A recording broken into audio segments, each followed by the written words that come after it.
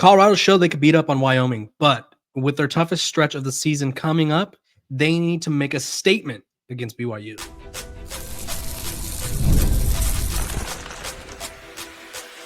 You are Locked On Buffs, your daily podcast on the Colorado Buffaloes, part of the Locked On Podcast Network, your team every day. Welcome to Locked On Buffs. I'm your host, Kevin Borba. Today's episode is brought to you by our sponsors over at FanDuel. Right now, new customers can bet just $5, and if your bet wins, you'll get $300 in bonus bets to use across the app. So download the app today. We're also brought to you by the Locked On Podcast Network. It's your team every day for free and available wherever you get your podcasts. So make sure to like, subscribe, and follow so you don't miss out on a moment of the coverage. Redemption. Colorado's looking for redemption for their Alamo Bowl loss last year. They're also needing to make a huge statement because both of their wins are against Group of 5 opponents this year, and they need to show, like, hey, we could beat someone in the Big 12, right? We're going to talk about some key injuries to Jordan Seaton, Simeon Price, and more. And then Coach Prime is upset with how the Jacksonville Jaguars are using Travis Hunter. I'm going to talk about why I saw this coming for months. Let's talk about redemption time, though. The Buffs, they beat up on Wyoming. It was a great win. Caden Salter cued that video of that guy where he's like, oh, I got my swagger back, or I think I got my swagger back, right? Because Caden Salter got his swagger back, right? Accumulated basically 400 total yards of offense through the air, on the ground, was doing it all. Connected with Sincere Brown in a huge touchdown pass, which, mind you, Sincere Brown hit 23 miles per hour on that. And I sort of think that got Colorado back on track, right? I think Colorado was driving down a straight road against Georgia Tech, and all of a sudden they derail a little bit because I think Coach Prime got a little nervous or panicky and decided to bench Caden Salter played him two series against Delaware and then went with Ryan Staub, but he benched him. And so there was just a lot of things going on, right? And I think Colorado's now on the straight and narrow of like, hey, we know what we are. We know what we need to do, right? And that offense needs to run through Caden Salter. And right now, Colorado needs to run that offense through Caden Salter and get revenge on their Alamo Bowl loss to BYU. If you don't remember, BYU absolutely beat the brakes off of Colorado. I mean, it was bad, right? BYU, they beat them 36-14. That was arguably one of the worst games I had seen Shedeur Sanders play. 16-23, 2 picks. One of the few times in his career that Shedeur Sanders has thrown 2 picks or more than 1 pick in a game, even a pick in general. It was just not a good game. BYU was up 20-0 at the half, and like they just outclassed, out everything Colorado. And so this year, redemption is on the table, right? Whether people want to admit it or not, BYU hasn't necessarily played anyone. The best team they've played this year is East Carolina, right? So we know that BYU can also beat up on Group of 5 teams and a bad Power 4 team in Stanford, but we don't know what BYU is. Now, I'm not going to pretend like BYU is not a good team, right? They have good pass rushers, good receivers, young, good quarterback in Bear Bachmeier, who I got to cover a little bit when I was on the Stanford beat. Obviously, I didn't get to see him do anything for Stanford because he was over. He left for BYU after Troy Taylor was fired. But I watched him as a recruit. He's a powerful young dude, right? They compared him to Tim Tebow as a recruit. He wears number 47 because he seeks physicality. He seeks that sort of contact. He was a running back and linebacker. And I think this is going to be a good litmus test for Colorado because, one, it's like, okay, you took Georgia Tech to the brink, probably should have won that game, and they were a ranked team, and they're ranked, I think, 18th, 17th, whatever now.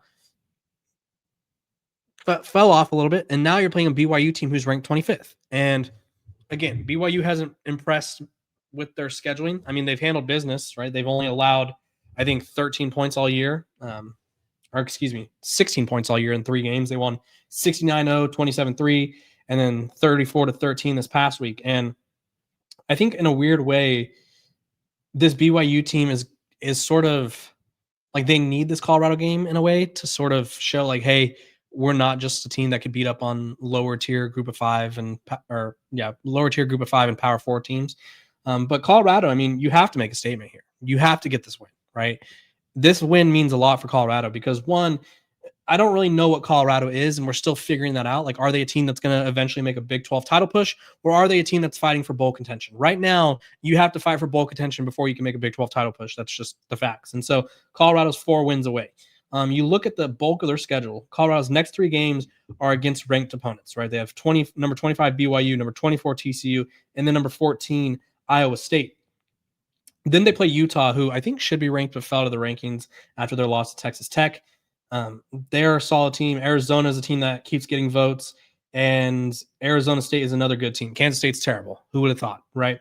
But tough schedule down the stretch for the Buffs. And I think if you get a win against BYU, which BYU opens as 6.5-point favorites, ESPN's FPI is giving them a 77.3% chance of winning. You get this win, and it's like, okay, we're back on track. You get this, you lose, and it's all of a sudden it's like, okay, where did we go wrong, right? And I don't think there's a team as fragile or vulnerable as Colorado is right now, because with every loss this season so far, it's felt like, oh my gosh, the sky is falling, right? Against Georgia Tech, Deion Sanders was like, you know what, we need to open up the quarterback competition. Against Houston, Deion Sanders went from like, hey, we need to ride with Ryan Staub because he's good, to like, oh my gosh, we need to bench the quarterback again. The defense was hot garbage, right? So every time Colorado loses, it leads to such a dramatic sort of turn of events. And I don't really know how many more turn of events you could really go with. Like, how many more of these sort of dramatic, like, bench this person, bench this guy on defense, before it's like people are starting to lose jobs, right? If Colorado's offense can't get things going against BYU, Pat Shermer's going right back on the hot seat, right? Deion Sanders made a joke that you can't blame Pat Shermer after the Wyoming win. It's like, okay, kind of true, right? The offense, he called a good game, put Caden Salter in good positions, but I would say that game was more predicated on Caden Salter making plays, right? The offensive line wasn't amazing, right? They weren't just shutting everybody down in the Wyoming, right? Caden Salter was running for his life at times. But again, Pat Shermer, they won by double digits, so it's like, oh, Pat Shermer's back. And it's like, I don't know about that. Pump the brakes. Also, I don't think they'd let go of Robert Livingston just because I think he has so much promise and potential. But this defense for Colorado has been so fragile and vulnerable all season, right? Against teams who could run the ball. Let me tell you, for those of you that don't know, BYU has a lad by the name of LJ Martin. Yeah, he's good. He's an NFL caliber running back, I would say. He's a guy that through their 3 games has rushed for 342 yards and on 8.6 yards per carry and a touchdown. Last season, he was 718 yards on 137 carries. So he's pretty much eclipsed, or he's on pace to, well, let's see, I guess. We'll just do the math. 342 divided by 3 times that by 12. He's on pace for basically 1,400 yards rushing, right? And this Colorado struggled last week against Wyoming. Their freshman running back kind of torched them. They struggled against Houston. Connor Wigman kind of torched them. Dean Connors also had a good game. Georgia Tech, Haynes King had a good game, right? If Colorado has a chance of beating BYU, they need to sort of exercise their like, hey, we can't stop the run or the running quarterback demons. Otherwise, this is going to get ugly, right? This game could be uglier than last year, or if Colorado doesn't figure things out, at least on defense. Offensively, you just ride with Caden Salter, right? You found what works. I don't think they should have gone away from him. I think had they stuck with Caden Salter, they'd be 3-1 heading into this game, but that's a different story because we can't play the what-if game anymore. But Colorado has a prime opportunity to make a statement. This BYU team, I think, is relatively unproven, right? So you could get them while they're still figuring things out in the sense of like, hey, they haven't played a Power 4 opponent, right? I still think they're good, but BYU is like, for BYU, this is an opportunity to prove themselves, right? This is an opportunity to be like, hey, we didn't just beat up on JV teams, right? We beat up on a Big 12 opponent. So we'll see how that goes. We'll see how this all goes. But when we come back, we're going to talk about some key injuries to Jordan Seaton, Simeon Price, and more.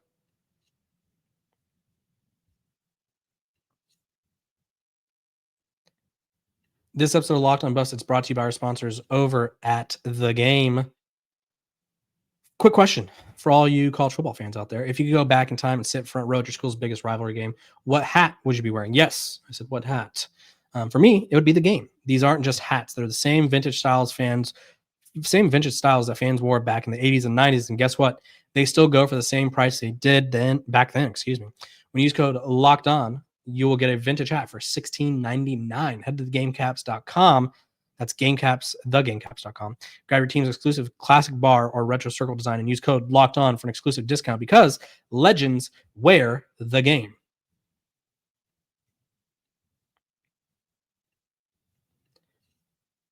Welcome back to Locked On Buffs. Appreciate y'all for tuning in, making me your first listen of the day. We're free and available or get your podcast, so make sure to like, subscribe, follow, all that jazz. also become a Locked On Buffs insider. For those of you that don't know, he comes on the show every week. Former Colorado pass rusher Jordan Dominic. He was terrorizing offensive linemen. We do an episode on here, and then we also do an episode on our subtext where the first 2 weeks are free, filmed breakdowns, and Jordan provides his analysis on what went right or wrong for the Colorado Buffaloes. Let's talk injuries. So Deion Sanders talked about Jordan Seaton. He didn't play the second half of the game, hamstring injury, and he said, and they went to Andre Roy. They put Larry Johnson at right tackle, and Andre Roy didn't play that well. And Jordan Seaton would be a huge loss. He currently has the highest grade in college football, the current highest pass blocking grade in college football, that is, according to PFF. So he's just been locking it down. He's been as solid as it gets over there. But when it comes to Seaton, he said Seaton is cool. They're good. And he said he shouldn't lose any of them for a couple of weeks. So other players that went down was Zyla Chrysler, right guard. And then Simeon Price, the running back, and DeKalen Taylor also went down with injuries, which led to us seeing Dallin Hayden for the first time. So Seaton's status to open the week is questionable. The rest of them, I would say they're around questionable or doubtful at this time. We'll see, though. But you need Jordan Seaton. You need this offensive line to stick together and sort of not fall apart right now, because I tell you what, although I'm saying BYU's defense is, BYU as a whole hasn't really played anybody. They are good, right? They are getting to the quarterback. They are a team that every time I watch them, their pass rush is good. They went out and spent a lot of money on a defensive tackle transfer from Utah. That was a whole thing. But on the year, they have 5 total sacks, which, not bad. 5 sacks through 3 games is, pretty good. Let's just see where they rank. If we could get the WeberNet to cooperate. Excuse me, they got 7 sacks on the year, which they're not like ranking in the top whatever in sacks. Granted, they've only played 3 games, but they're at 7 sacks through those 3 games. But their defense as a whole, total defense ranks number 2 in college football. They got some tenacious pass rushers. They have a tenacious defense. They're well coached. And so for Colorado, you want Jordan Seaton back. You need your run game back, because although the run game hasn't been what we were all expecting based on how much Colorado said they'd run the ball this year, DeKalen Taylor, Michael Welch, Simeon Price, maybe Dallin Hayden, solid quartet, but you need them all, right? I think Colorado's a running back by committee until they find a star, and I don't know if there's a star on this roster at running back, but you need the committee. You need whoever it is, DeKalen Taylor or Simeon Price, to step it up and sort of be the counter balance to Caden Salter, right? Because you don't want BYU to key in on Caden Salter and then it sort of eliminates his legs and he's making those same mistakes that he made against Georgia Tech and what we saw early in the season, right? Caden Salter is a big part of the run game, but I think having running backs around him that defenses at least have to respect, I think that changes the dynamic a little bit too. So injuries for Colorado right now shouldn't be too concerning, right? I do think that we'll hear more about them tomorrow when Deion Sanders talks to the media. But at the end of the day, Jordan Seaton is going to be a future first-round pick. And I think while Colorado still looks for their identity and looks to establish themselves on offense, having a guy who pretty much allows little to no pressure is a premium. I think every team in college football would dream of that, of having a first-round offensive tackle blocking for your quarterback. And so they really need him to come back. Now, we'll have to wait and see to make sure he's all right. But I think it was one of those things where Colorado was controlling that game, so they probably didn't feel the need to put Seaton out there and get more guys like Roy some reps and Larry Johnson some reps. So I'll keep you guys updated on Colorado's injuries. Hopefully it doesn't get too serious because, losing Jordan Seaton would be catastrophic. I think if Colorado loses Jordan Seaton, this offensive line would look a lot like last year's. Probably better, but still not as good as it needs to be. And, when you lose a first-round talent, that'll happen. But I love what I've been seeing from Jordan Seaton this year. I love what I've been seeing from his leadership-wise, performance-wise, obviously. So Colorado needs him. Can't afford to lose him. And those other guys, I'll keep you updated as well. When we come back, Deion Sanders, unhappy with the Jacksonville Jaguars.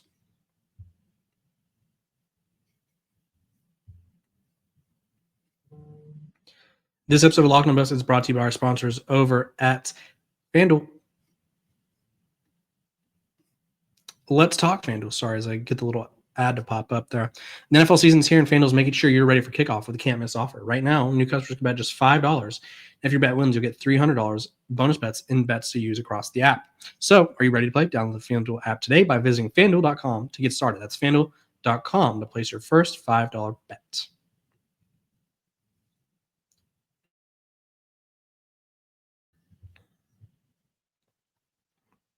This episode of Locked On Buffs is also brought to you by our sponsors over at Square. Let's talk some squares. Your favorite neighborhood spots, they run on Square. There are certain businesses that truly make the neighborhood feel like home, whether it's the local sports bar packed on game days, the coffee shop that knows your order by heart, or the corner deli that's been serving your community for decades. These are the places that bring people together. When neighborhood businesses thrive, the whole neighborhood thrives. So Square is a proud partner of more than 4 million neighborhood businesses around the world. You go to square.com/go/lockedon to learn more. But before you do, go support your favorite neighborhood spot. You'll be happy you did. Square, see you in the neighborhood.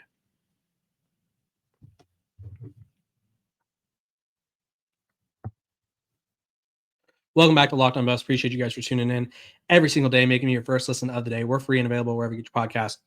Make sure to like, subscribe, follow, all that, so you don't miss out on a moment of our fun and intuitive coverage. Let's talk. Deion Sanders and the Jacksonville Jaguars are beefing, I guess you could say, right? Deion Sanders went on Travis Kelce and Jason Kelce's podcast, New Heights, and basically said, like, hey, they're not using him right. He doesn't like how they're using him in the team's week 3 game, which was a 17-10 win over the Texans. He said, quote, no, definitely not. They're not using him enough. I've seen it with my own eyes on an everyday basis for 3 straight years. So I know what he's capable of. And I know you got to take care of him. He never practiced on Tuesdays. He practiced on Wednesday, Thursday, Friday, was ready to play 100 snaps on Saturday. So you didn't need him on Tuesday. You didn't need to use him on a Tuesday or Monday. You don't use him like that. Right. And he said, but Travis is a big kid. He loves the game. He loves football. He loves studying. He loves the preparation. Travis always had at least 5 hours of studying each week because we kept that list. We know how much everybody's studying, and he's just a phenomenal athlete. One of the greatest I've ever seen do simultaneously, and he dominated. My rule is I'll let anybody do it. As long as you dominate, you got to be dominant. I can't let you out there when you're getting killed on the corner, right? So Deion Sanders is not happy with how Travis Hunter's being used, and I could have told you this was coming. I think my entire prediction about the Travis Hunter ordeal saga, really, and the Jaguars kind of changed my tune a little bit. But for the most part, I was always operating under the assumption like, hey, one team is going to draft Travis. They're going to pitch to him, hey, we'll let you play both ways, of course, right? You're going to learn this. You're going to learn that. And then all of a sudden, you'll be playing both ways, and you'll be great and dandy, and you'll be making NFL history, right? Wrong. Because, we're seeing this now, Travis Hunter is going to really be I always thought someone was going to make him focus on something, right? I always thought it was going to be like, hey, you're a primary corner that dabbles at receiver. Right now, it's vice versa. He's a primary receiver that dabbles at corner. And I don't really know how else to say this to people, but I think the Jaguars are still going to attempt it. But I think we're seeing signs of like, hey, they don't want him to play both ways full time, right? Players have come out and said it's not going to happen. Coaches have come out and said it's not going to happen. Analysts have come out and said it's not going to happen. I think it could happen, but at the end of the day, it's going to get complicated when Travis Hunter, like he was already banged up during the preseason. He's had an injury each of the last, I think dating back to high school, he's had an injury every year. So there's that. But when it comes to payment too, it's going to get interesting because they're going to be like, hey, we view you as a corner. So we're going to pay you as a corner, but we'll give you a little incentive because you play receiver, right?